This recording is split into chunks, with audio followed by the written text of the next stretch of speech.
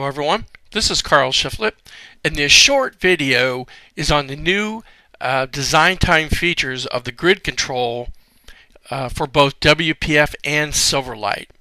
So we've added some new features to the grid, and like I said, in both WPF and Silverlight, but in order to get the features, you have to have installed Visual Studio 2010, of course, and then also the latest version of the Silverlight tools for Visual Studio. So in order to get those, you just go to silverlight.net, which I've done here, and you click on Getting Started. And if you haven't done this, you need to do this. And right here you'll see there's a link where it says Silverlight 4 tools for Visual Studio. And you click this link and it'll take you out, and you're going to see what you have to download here. And this is the date on it, 5/13/2010. So if you don't have the latest version, then you'll want to make sure you install this. The WPF and Silverlight Designer team puts new software and also fixes inside of these downloads of the Silverlight tools, and so you always want to make sure, even if you're strictly a WPF developer, make sure you stay up with the latest version of the Silverlight tools. Alright, so let's take a look at some of the features that they've added. So to do that, what I'll do is I want to introduce you to some context menus that we've added. And so what I'm doing, I'm just going to right click on any control inside my grid, and in this case I'm on the second row, and the features that we've added, one of them is this grid row context menu action. And so what we've got here is we've got a insert before, insert after. It allows me to insert a row before, after.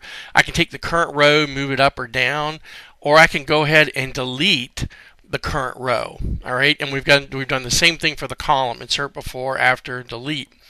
And then reset layout is not new, but one part that is new is reset row definitions and column definitions. And what this will do, this will actually remove all the row definitions for the current grid, and this will remove all the column definitions. So if you needed to do that, there's a shortcut for doing that. Alright, so in this case, try to use a real-world example where we've got a little form, and what we need to do is put the middle name right here. Alright, so how do we do that? Well, in the past it was a little bit of quite a few steps to insert a row. Well, let me show you how easy it is now. So you can get your cursor over a certain row that you want to put another row above it, and you just right-click, grid row, insert before. And we can see now we've got a fixed size row inserted above the row we were working with.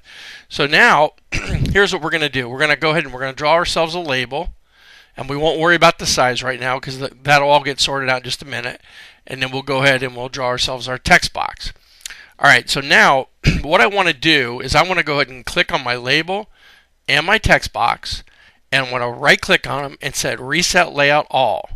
And you can see now what that'll do, that'll remove all the margins, and it will remove all of the alignments and everything.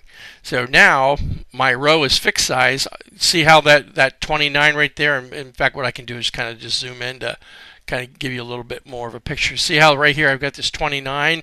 Well, what I want to do is I want to make this row auto, so I'll put this back to 100%. So click auto, and now that row is set at auto. Now both the label and the text box are still selected, so over here you can see I've got margin already selected, and I can just hit a 6, and now the label, see that label looks just like the other labels. Now all I have to do is come over here and set my content here, and I say middle name, and presto, I'm all done. So I was able to easily insert a row or a column. Now let's say that they wanted gender moved up above email. Well, what I can do is I can click on the gender row, right click, row, move up. And you can see how I moved gender up and email went down. So basically you're just moving rows up and down. So this has been a really short video. I guess I should show you one more feature. So let's say that you wanted to add another column over here. Well, what you can do is you can right click, grid column, insert after. So now what's happened is you have this new row. I'm sorry, we've inserted a new column, and now you can continue to, you can drag and drop new controls in there or work on your form. Now this feature, once you use it, sometimes you have to make a few adjustments to your form, but it's a lot easier doing this than what we had to do before. So I think you'll all agree with that. If you don't like what you did, you can, let's say that you want to delete this column, grid column, you can say delete, and it'll move that column. I'll just go ahead and realign my button back where it was, and back in business. So I think you'll agree that this is a really nice features that have been added. Hope you enjoy them, and have a super day. Thank you.